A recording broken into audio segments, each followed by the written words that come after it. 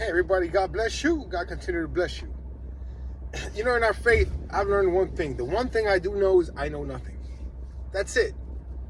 Everything I've learned about our belief, our Christianity, our religion, has been something that someone else has taught me. There's nothing I've experienced personally. So how much of it is true? You know, is it true because I've experienced it, or is it true because I was taught it to be true? You know, so the only thing I know that's real is I believe is real love of Christ. The love that God has for me, not the love that I have for God. Because even that I can probably make believe, you know. It's the love that Christ has for me. And the reason I can say that is because there was a time when I was in my life down and out, of course, and I came to faith. I came to know who Jesus Christ was. Or Christ came to visit me, and Christ came to finally reveal himself to me. And I was overwhelmed with love. That's the only thing I've truly experienced in my faith. After that, everything else are things you were taught. You're taught about hell. Have you experienced it? You're taught about heaven. Have you experienced it? No, these things are taught to us as concrete truths. But we've never experienced them, so we don't know. You know, like heaven, you're going to be in heaven singing and praising God all day. I don't want to sing and praise God all day in heaven. That is boring. Because in church, when they used to play music and the band would go on for like 45 minutes, singing hymns and psalms and jamming, 45 minutes is like, that's a long time.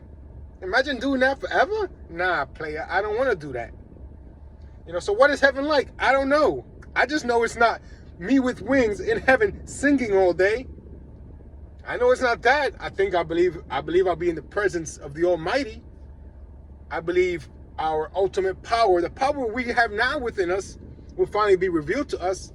We have a certain power within us, an energy power to do certain things, whether it's travel through astral projection, to communicate through dreams, whether it's me talking to you telepathically. We have that power now, which is the human psyche doesn't want to tap into that. So I believe we'll have that power, but I don't know what heaven's like. Hell, I don't believe in hell, but to believe that I'm going to be burning forever, you know, I was a good Pentecostal boy, you know. I did the street preaching. I did the street witnessing. I was bringing people to church. I was doing these things that were kind of demanded of me. You know, are these things that Christ wanted me to do? These are things that I believed I had to do. Why? Because the system. So many of us have beliefs. But how many of these beliefs are knowns? You know, the only thing I say I know is I know nothing. How many people have, in the past, thousands of people have tried to translate the book of Apocalypse, the book of Revelation. All of them have come and gone, and their prophecies have yet to happen, and time has passed, and they're not going to happen. They've been wrong. People have looked at them as idols and worshipped them, and look, he's able to translate what this means to 666. They've been wrong. They've been wrong. They knew nothing. They should have admitted that first. But they thought they knew something. They thought the Spirit was giving them something. It was their ego. And it's easy for our ego to guide us to believe we're right, because it allows us to be right. And if we're right, then someone else has to be wrong. And it puts us up on a pedestal, and that's feeding our ego.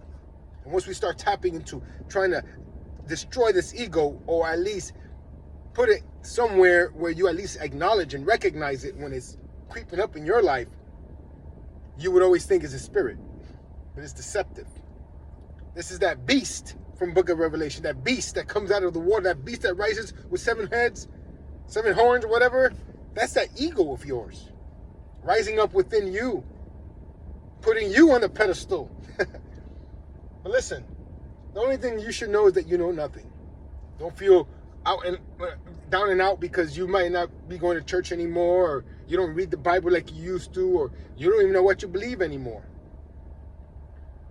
Find peace, find stillness.